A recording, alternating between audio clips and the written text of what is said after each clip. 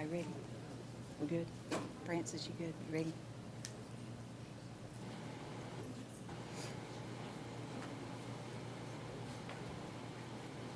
Good.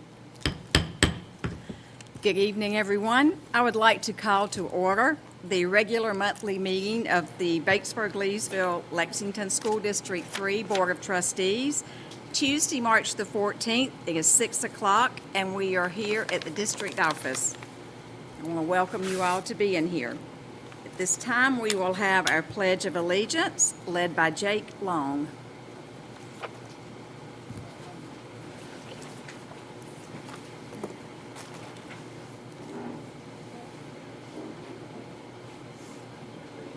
To the flag of the United States of America and to the republic for which it stands, one nation, under God, indivisible, with liberty and justice for all.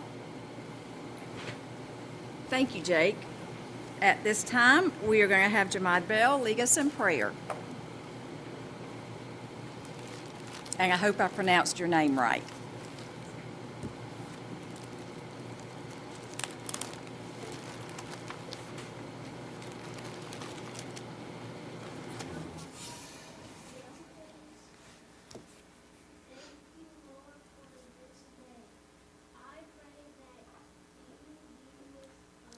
And help us make good choices. We thank you today and every day. Amen. Amen. Thank you so much. Okay, board members, at this time you have the agenda before you, and you've all had a chance to look it over. Without objection, we will approve the agenda as presented. All right, no objection. Agenda is approved. You also had in your packet the minutes for our February 14th, 2023 regular board meeting. If without objection, we will approve those minutes. Minutes are approved. This time we will move on to item 2.0, our financial report by Ms. Angela Roden. Good evening. You received your cash analysis and revenue and expenditure in your packets. I'd like to point out that we did receive large tax deposits from Lexington County and from the Saluda County. We just get our Saludas twice a year, once in February and then once in July for the prior quarter. At this point, we are in a positive fund balance for the year.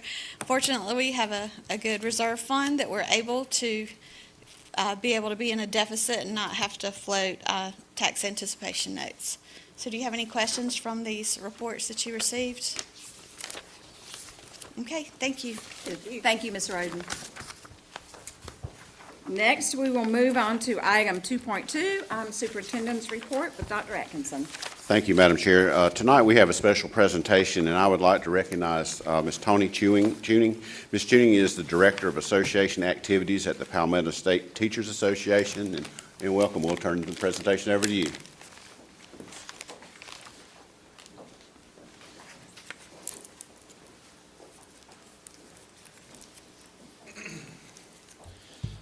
Good evening. My name is Joe Burke. I'm the Chief Communication Officer for the Fort School District. There's a little change to the agenda tonight. I am excited to be here tonight in my role as the President of the South Carolina Chapter for National School Public Relations Association, or we call it SE-NSPRA. At this time, Ms. Tuning's already up here, but I'd like to ask a few other people to join me. If Ms. Becky Bean could come up as our past president, as well as Megan Moore, who's our Goodwill Chair. We'd like to make a special presentation tonight at your board meeting.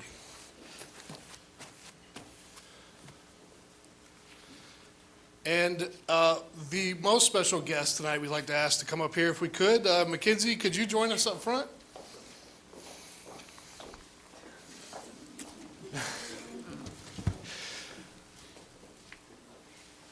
No, up front. On behalf of SE-NSPRA, we're happy to announce Lexington School District 3 Director of Public Information, Mackenzie Taylor, has been selected as the SE-NSPRA 2023 Communicator of the Year.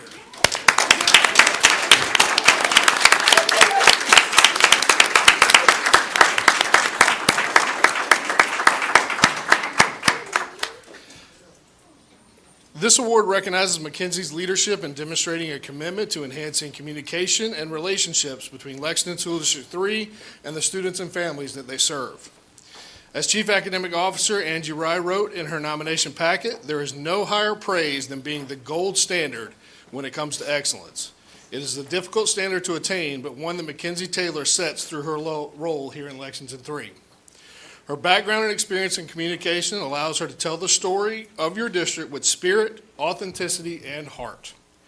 She uses her gift for setting the gold standard to help define the vision, beliefs, and values of the schools and community.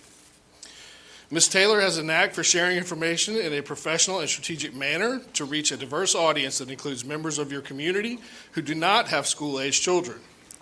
Ms. Taylor is highly respected in your school's community and for the professionalism she demonstrates with each individual as well as in her network of public relations peers. She is a role model for all of us with her creative and inspiring ideas. Through her vision and leadership, Ms. Taylor, in building a legacy for Lexington District 3, the stories that she weaves about student life, school events, and people of Panther Nation not only honor those who came before you, but build the future for those to come. It is my honor to announce my friend and colleague, Mackenzie Taylor, as the SC Innsbruck Communicator of the Year.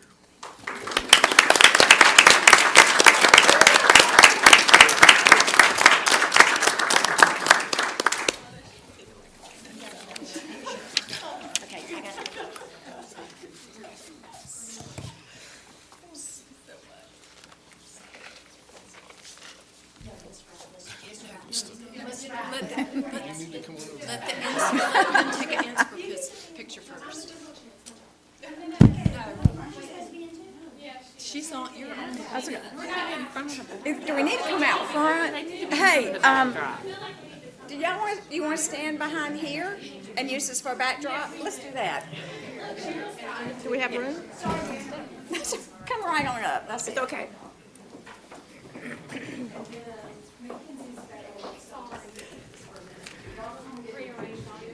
That's all right. That's all right. I want to get the stuff out of the way. That's right. Put the flowers for a centerpiece. All right, we good? Put the flowers on I literally took my contacts out right before I came up.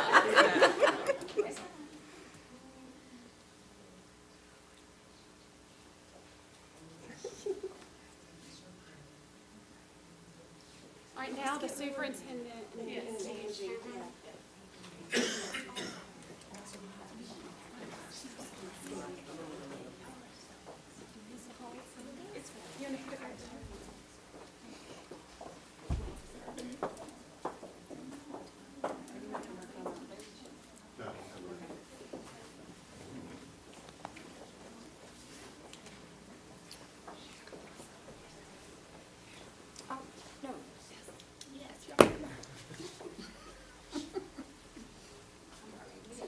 Very unexpected.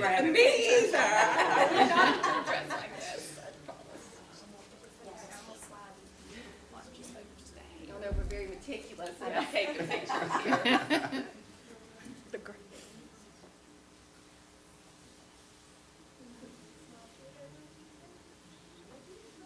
I'm blind. I have no idea what I just saw. Looked at. So thank you all. Thank you. This is very unexpected. Thank you. Thank you. Yes. We got plenty of time. We got plenty of time. Thank you.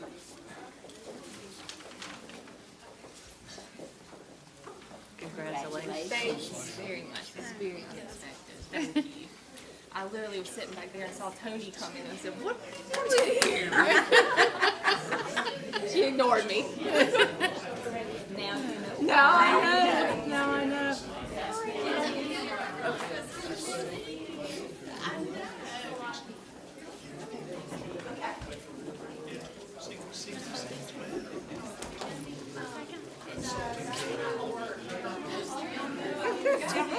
Miss Mackenzie, she's the one that won.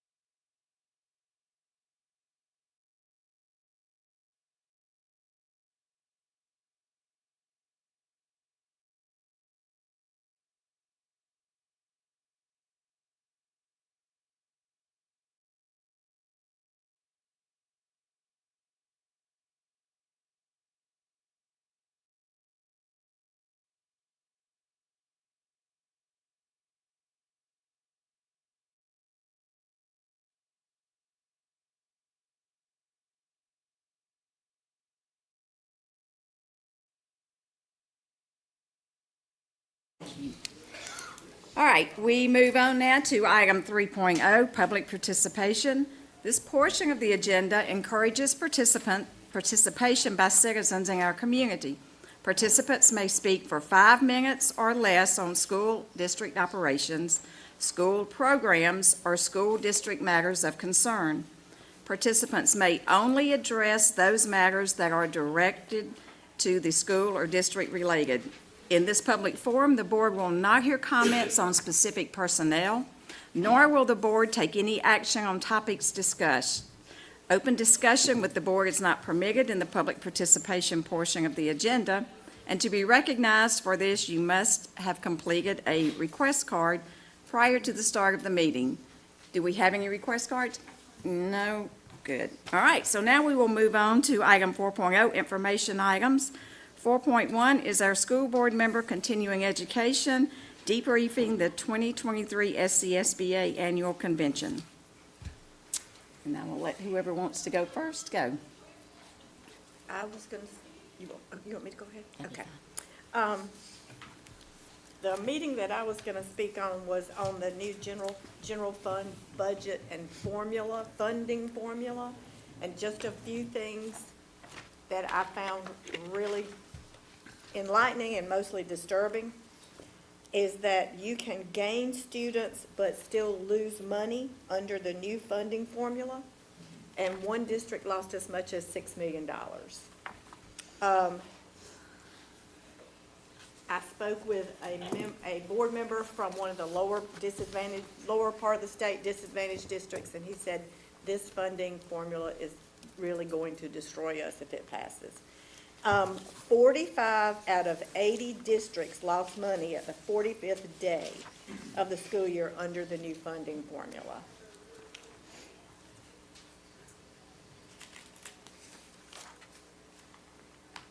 And this new funding formula changed the weightings of a lot of our students. K-12 students have a certain weighting, gifted and talented students have a certain weighting, but dual enrollment students now have a weighting of 0. Their expenses are not covered by this funding formula.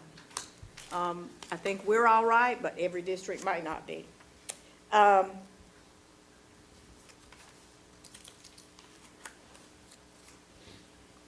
And that brings you to the fund balance. How important, we discussed how important it is to have a very good fund balance, because when you have a new funding formula like this, your money coming in is not going to be what it usually is from the state. And therefore, it is very likely that many of our districts are going to have to dip into their fund balance because of this new funding formula. I have one quick question. Did they specify why they were not including dual enrollment students? The chart, they didn't. When they told us, when the presentation we listened to simply had a 0 on the chart, and she said their weighting formula had been changed. They were very concerned. Mm-hmm. Yeah. Very And they were concerned. meeting, the CFOs were meeting and trying to lobby against this new funding formula. Awesome. All right. You can. No, I'm fine. Go ahead. This year's convention, the featured speakers and presenters reinforce the mission of public governance. The theme for the school chair workshop, which is the one that I attended, was from conflict to conversation. An emphasis was placed on civility. Matt Learman, the presenter, stated, "Where people work together courageously, their potential is unlimited." Discussions centered on these questions: what is our leadership imperative? What brings people together? What do they really want? And how do we convene courageous conversations? At the conclusion of the conference, they discussed the Beatitudes of the 2023 annual conference, stressing our purpose, children. And they are: be civil, be hopeful, be informed, be leaders, be driven, be relevant, be encouraged, be new or innovative.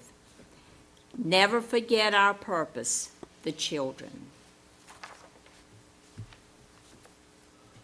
You good? Okay, thank y'all for going. Thank you for bringing back this information and keeping us informed. So those that went, we do appreciate it. We will move on to 4.2, Blast Learning Opportunities Update with Ms. Brantley Bizarre. Good evening, Madam Chair, Dr. Atkinson, and school board members. Since the approval of the 2023-24 school calendar in December, we have been very busy working to ensure that the use of instructional time is maximized during our enrichment sessions that are built into our new calendar. A staff survey was conducted in January, gathering feedback from certified and classified staff to determine those who may be interested in working with students during those weeks. So far, approximately, we've had 46 certified staff and 16 support staff have indicated interest. But just because they show interest does not guarantee that they will be needed at this time. As before, we mentioned that we will try to serve about 10 to 15% of our students. That's about 200 to 300 students across our district. Using multiple sources of data, we will offer academic support for students who need small group and targeted assistance. We have also worked collaboratively across schools to create a menu of learning opportunities for our students during our fall and spring enrichment weeks. Currently, we have 14 sessions that will offer a variety of unique learning experiences for all grade levels. You have a copy of those in your packet. BLAST, which stands for Batesburg-Leesville Accelerates Success and Talent Sessions, are designed to support the development of the profile of the South Carolina graduate competencies. Currently, we have 49 students registered for one or both of the enrichment weeks, and we will continue to recruit until our sessions are full. We hope to provide an engaging and relevant experience for our students and staff that will allow us to expand offerings in the future. During this first year, staff will be paid using a combination of ESSER III and other federal program funds. Thank you. Any questions?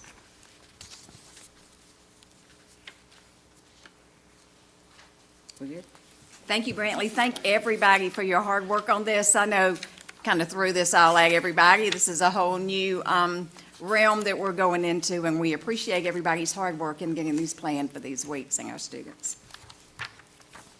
All right, we will move on to 5.0 action items, and 5.1 is approval for the BLHS JROTC to attend a field trip in Washington, D.C. on April 10th through the 13th with Colonel Robinson and First Sergeant Covington. Good evening. Madam Chair, Dr. Atkinson, school board, high school administrators, I am Colonel Robinson, and we are back to post-COVID to try to take the cadets back to Washington, D.C. In your packet, you'll have a letter from First Sergeant Covington and I requesting permission from the school board to take the kids out of state to Washington, D.C. Tab B is pretty much a breakdown of the financials. This trip will cost about $18,000. First Sergeant Covington and I wrote a letter to 4th Brigade. Normally, they give $2,500, but we were able to secure 75, right at about 7,500 for the trip. And of course, we bake cookies every day, so. And then I would also just like to point out that we received some beautiful donations from the NCO, from Batesburg, from the National Guard Armory of about 1,200. And then we received about 900 from Post 6740 VFW. So we're in pretty good shape this year. But I also just like to give a breakdown of the financials, the hotel, the meal, and basically what we do is we charge the kids $100 for 4 days and 3 nights. We take care of all their major meals, and I firmly believe, we firmly believe that students also learn by taking these field trips. Some of the stuff that they learn doing their content, we're able to go to the Holocaust Museum and take them to several national sites. So also in the packet is a letter to the parents, which we are requesting permission, and they have to bring that back and sign. Also, they have to bring back a limited power of attorney in case there's any accident that we have permission to take the student to the nearest emergency room or emergency care. And then last but not least is an agenda of the 4-day trip. So it's well thought out of. We have not been since 2019, and I know that the students are excited about going to Washington, D.C. We have 2 female chaperones, actually 3 female chaperones, and 3 male chaperones. So we are excited. We've done this probably about 4 times before, but again, we have not been since 2019. First Sergeant Covington. That's it.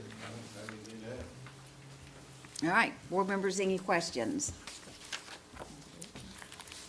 Madam Chair, I make a motion that we give approval for the high school JROTC to attend a field trip to Washington, D.C. on April 10th through 13th, 2023.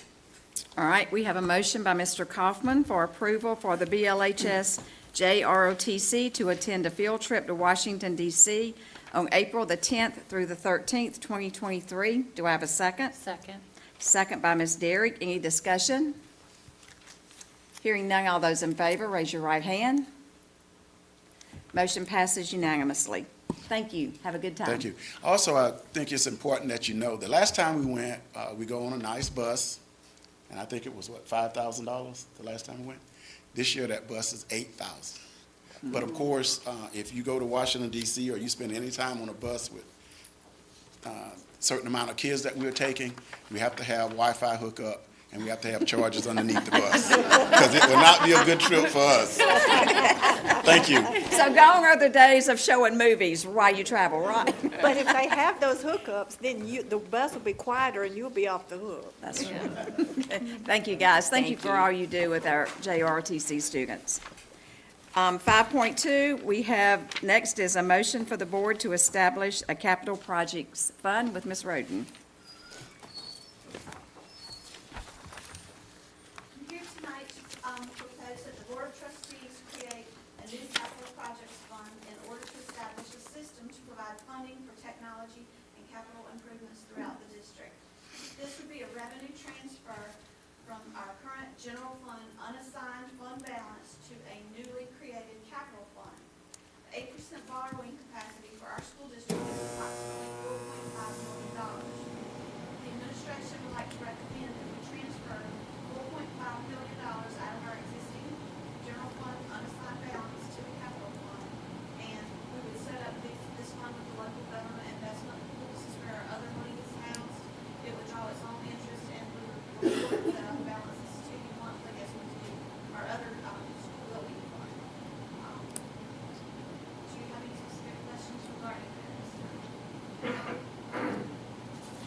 So that's a one-time transfer. What comes into it yearly after that? We're gonna address that next in our next, so, or give them this, we'll entertain. All right. Okay, That- so, all right, I'm sorry, go ahead. Madam Chair, I move to accept the administration's recommendation to transfer $4.5 million of the current operating fund balance to establish a capital project fund to provide funding for technology and capital improvements throughout the district. All right, we have a motion to accept the administration's recommendation to transfer $4.5 million of the current operating fund balance to establish a capital project fund balance to provide funding for technology and capital improvements throughout the districts. Do I have a second? Second. Second by Ms. Carey. Any discussion? I got a question. Yes, sir. So how would this money be used differently than it would just be used if we took it out of general fund balance to pay for whatever capital projects that we need? This is, I mean, strictly is for capital projects fund. We do not touch this money without coming to you all first. And should have to start hitting your fund balance severely. This is not gonna bring our fund balance down. I mean, it's gonna bring it down, but we're still gonna have low, our 3 months operating. Sure. Sure. Sure. Like that. But this is a way for us, because over the years, the district hasn't levied millage for debt service. They've done a lot of capital projects, but in the last 6 years that I've been here, we've done nothing but borrow max for 8%. We were fortunate to do the $65 million in 2020. So this is allowing us to have a fund, should something happen, that we can take from, and it's separate from the general operating. So it's just. There could be times when we're ready to replace the roof and we continue to build this until it's time to replace the roof, so we don't have to, seek other means for funding. I understand. All right, you good, Mr. Kaufman? All right, with no more discussion, all those in favor, raise your right hand. Motion passes unanimously. Thank you. At this time, we will have Ralph and Ms. Roden come up for the first reading approval of Policy DB, the annual budget. Madam Chair, members of the board, Dr. Atkinson, we're bringing tonight first reading approval of policy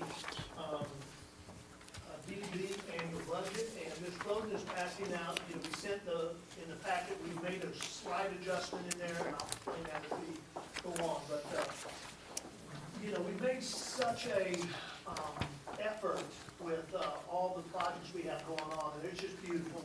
We were talking before the board meeting how great just removing those trees and how beautiful the new building looks, and so we're putting all this great effort in there. And so part of this is about what can we do to ensure that we're planning and making sure we have the funding to put back, and be very intentional about how do we save money, how do we put it in a capital account, and how do we make sure that we don't let these beautiful buildings now fall into disrepair. So this policy was last updated in February of 2017. And it basically says any surplus greater than operating balance of 3 months as required may be transferred to a capital projects fund to be utilized for capital improvement and technology. The change we made in what we gave you in that bullet, we added at the very beginning, at the discretion of the board, because the board always has the option to look at this money and decide how it's going to be used, if it's going to be used differently. So it's not going to be there and you can't do anything else with it, but it is to help us continue to be very intentional and focused about how we move forward with capital improvements, how we move forward with preventative maintenance, and those things. We've been talking about that a lot. This is recommended by our Chief Financial Officer, Ms. Roden, and our auditor kind of, came in and helped us make it a little clearer and concise by adding at the discretion of the board, which I thought was a great addition. With that, if you have any questions, All right. Ms. Roden or myself, be glad to answer. So would it be transferred every month? It's at your discretion. I spoke with her about that. We can make an annual transfer. We can wait till the audit is complete to see how much we gain each year. The reason that at the board's discretion is because if you read it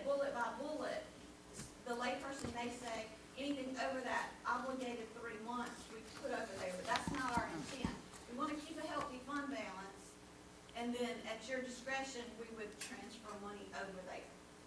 So if we had a positive fund balance, you could decide, we want to keep half of that fund balance to keep building our general fund balance, but we want to transfer half over to the capital projects fund to build that fund up. And with, at the discretion of the board, you could choose one year not to transfer zero amount, Right. or you can't go below the 3 months operating. Does that answer your question? Absolutely. All right, any other questions? So, like what Ms. Carey was reporting a while ago, if we got in a situation we needed money to make payroll, can we get this money back out? Absolutely. Okay, it's not tied, The board has discretion to move it either way. it's not tied to it's not, It's Something that- earmarked, it's assigned. it's earmarked, but it's not required that it stay there for that. Perfect, I like it. And all we're trying to do is, we are looking at the preventative maintenance side to keep our buildings in the top shape they can be in and making sure, and so as we kind of started looking at, HVAC, the age of roofs and all that, we need to have a real intentional focused plan on what we're gonna need, from year to year to year. This is gonna help us provide that and help us provide money, but again, we come back to you, with our recommendations. All right, good, all right. Madam Chair, I'd like to make a motion that we approve first reading approval of policy DB, annual budget. Capital Improvements Fund. All right, we have a motion to give first reading approval of policy DB annual budget by Ms. Carey. Do I have a second? Second. Second by Ms. Derrick. Any further discussion? Hearing none, all those in favor, raise your right hand. Motion passes unanimously. Thank you. All right, next we will move on to item 5.4, second reading approval of policy IMDA patriotic exercises with Ms. Rye. Madam Chair, we have 4 policies that the administration is bringing in. If it's okay, I'll group them. That sounds good. How they kind of go together. All right. The second reading approval of policy IMDA patriotic exercises and policy IMD flag and motto displays is up for your approval tonight, and there have been no changes since the February 14th. All right.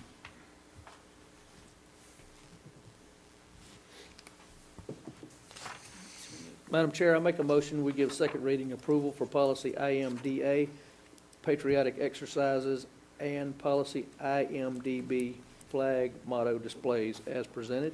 All right, we have a motion to give second reading approval to policy IMDA, patriotic exercises, and policy IMDB, flag and motto displays. Do I have a second?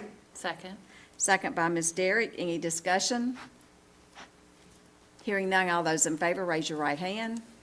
Motion passes unanimously.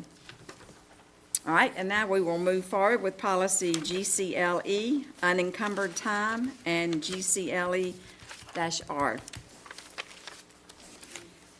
These policies, as you know, are in accordance with new legislation that was passed last spring, and we were awaiting for the model policy to be distributed by the South Carolina School Board Association as well as guidelines from the South Carolina Department of Ed, which we did receive back in the month of February.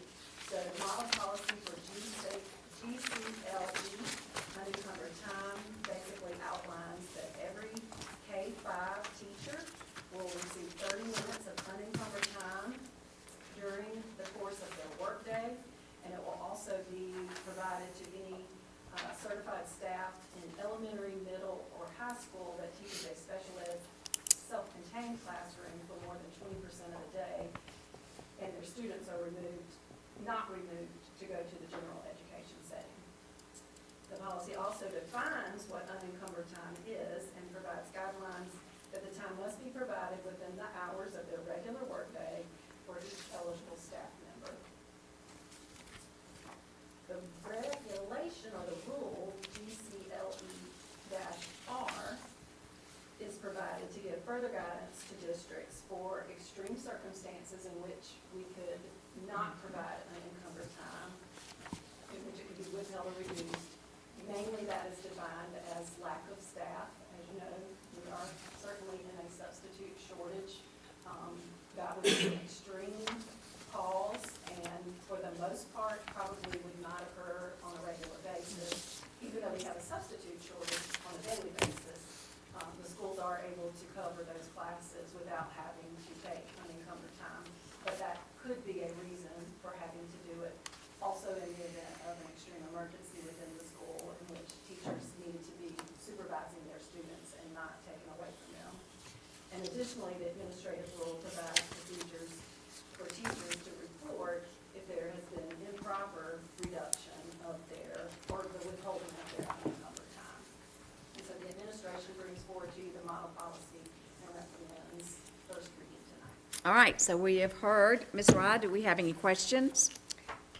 The only question I have is, this is a wonderful thing, it's a shame you have to have a law to get it, but how will those meetings be held? How will the classes be covered? Because 504 and IEP meetings usually are done during a teacher's planning period, which now I presume is going to be that 30 minutes unencumbered time. Not No? necessarily. It has to be within their workday. Mhm. And currently, after talking to both administrations, they are going to do some rearranging within the afternoon supervision of That's students good. so that teachers will have the last 30 minutes of the day. But that's not written into the policy because that could have to change at some Right. point depending on schedules at the schools. And we certainly don't want to have to keep bringing the policy back every time that might change. But at the start of the 23-24 school year, the 30 minutes will be at the end of the school day for both primary and elementary school teachers. Well, that would certainly be easier to cover rather than trying to cover all these IEP meetings, so that makes very good sense. We're trying to make it. Yeah. We'll see. It might not work. We may have to come back to the Well, table. there's always those days, you know. All right. Madam Chair, I make a motion for first reading approval of policy GCLE, unencumbered time, and of policy GCLER, the administrative rule for unencumbered time, as presented by the administration. All right, we have a motion for first reading approval of policy GCLE, unencumbered time, and first reading approval of policy GCLE-R, the administrative rule for unencumbered time. Do I have a second? Second? Second by Ms. Carey. Any discussion? Hearing none, all those in favor, raise your right hand. Motion passes unanimously. Thank you. Madam Chair, I make a motion, we move into executive session for discussion of personnel matters. All right, we have a motion to move into executive session for a discussion of personnel matters. Do I have a second? A second. Second by Ms. Baltnight. Any discussion? Hearing none, all those in favor, raise your right hand. Motion passes unanimously. We are now in executive session.